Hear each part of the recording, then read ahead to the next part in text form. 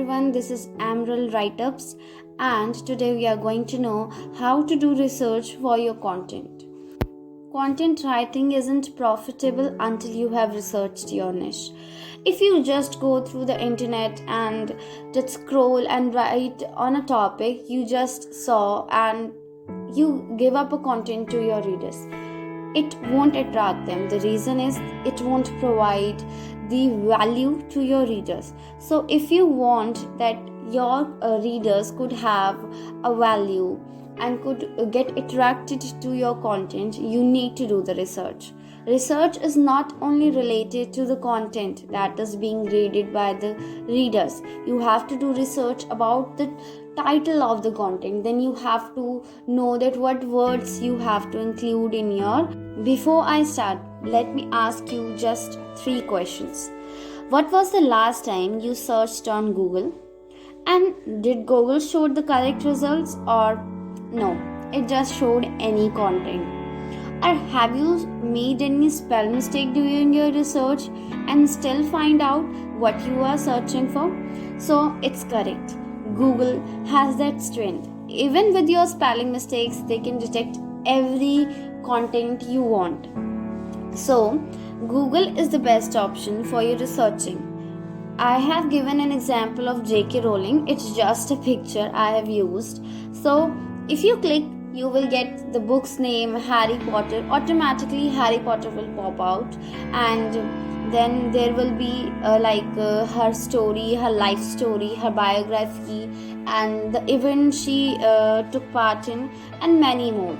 So everything you search on Google can be noticed. Even if you research the wrong word, if you take if in case you are researching how to research your content in Google, so if you sometime make mistakes like you spelled content wrong, still you will get the right results.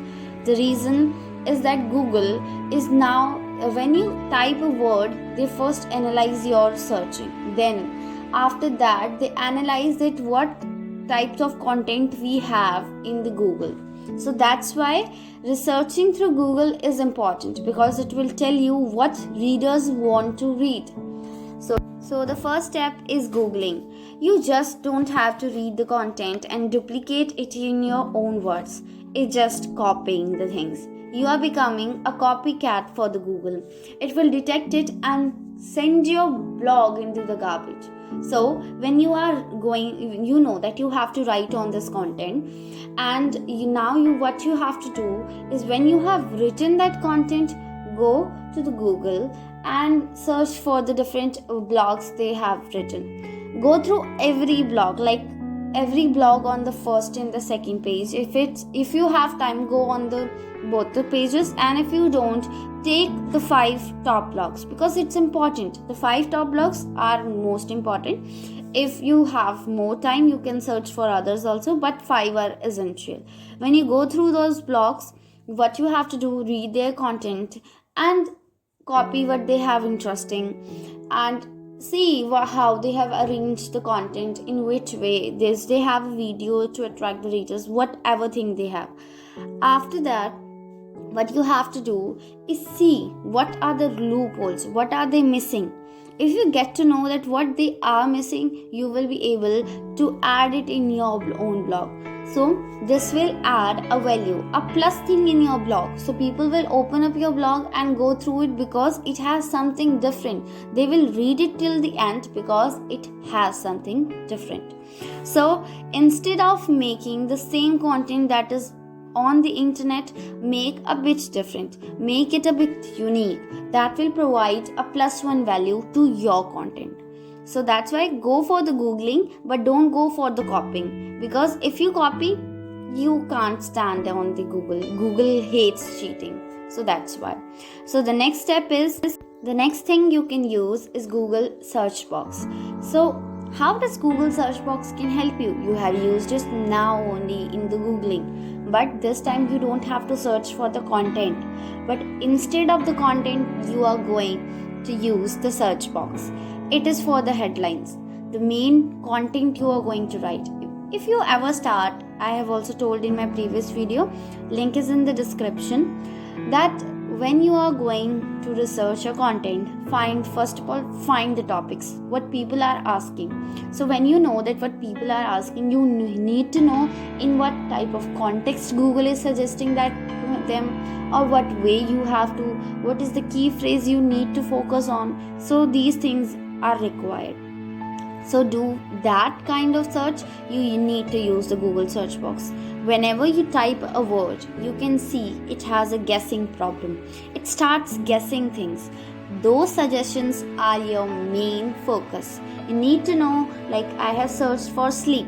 My topic is like sleep sickness, or does the sleeping matters your marks, your behavior, or does it helps in anxiety? Sleepless can make you anxiety. So whatever your topic is, like I have for the sleep, so you can see that what are the top content the people are searching, like sleep well mattresses, sleeping pills, sleeping owl, sleep paralysis, sleepers, sleepy owl coffee, everything. So use the search box for your own benefit, because it is required. If you don't use it, then you are not going to do the perfect research. The tools are not only the enough or the best thing for researching your tool. Even you have the free tooling, Google, Yahoo, Bing, the Microsoft Edge. You can do these kinds of research in them also. If I tell you, they are all indirectly related to Google. So make sure you're using these things, because these search boxes are your main focus. Mainly people uses Google Chrome, and in that Google is supported.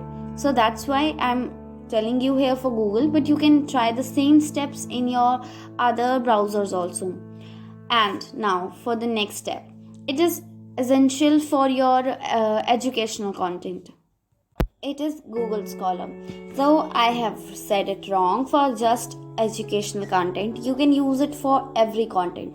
The reason is, if you go through the Google Scholar, it has every topic and researches are being done for everything, even for musics. So you can go through the Google Scholar, but for educational content, it is necessary to use Google Scholar, because you need to learn some things from the research papers also. So just go through Google Scholar, type your topic and see what they have mentioned.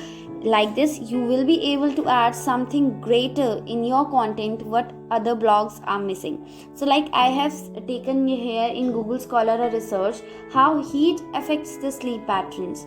So you can see there are so many energy conservation and sleep, heat effects of thermal environment on sleep and cardiac rhythm, exercise and sleep, passive body heating and sleep, influence of proximity to sleep. So here these are the research papers that they have been revised.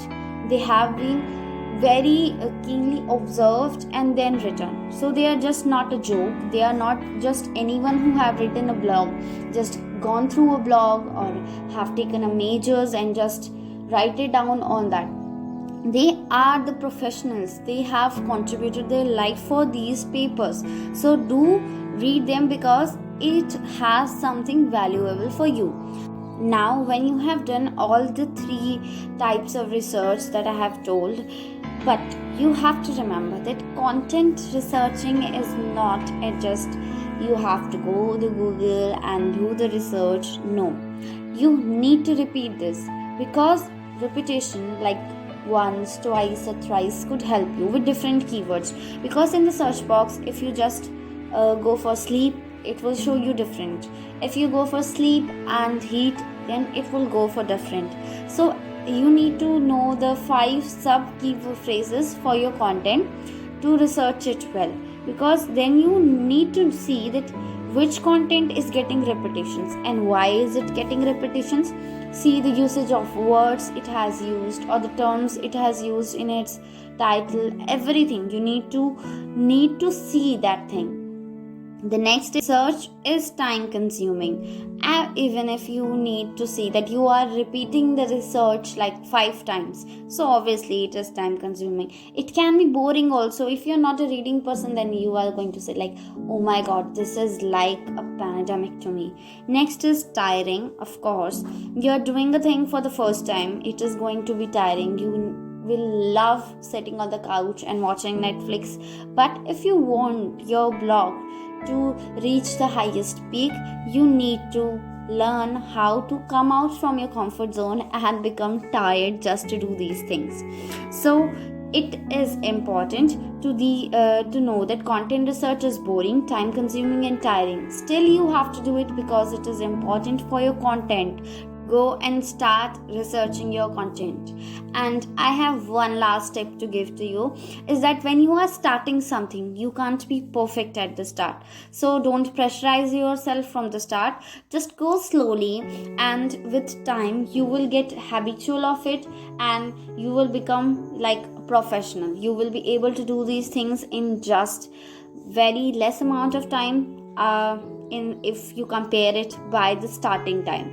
So in start, just go slowly, go easy on yourself. Just don't go so hard that you become so exhausted that you just miss the main things, because if you are exhausted you will really miss very important things for your blog content. So have a nice day, and we will meet in our next video. Don't forget to subscribe my YouTube channel, and thanks for watching.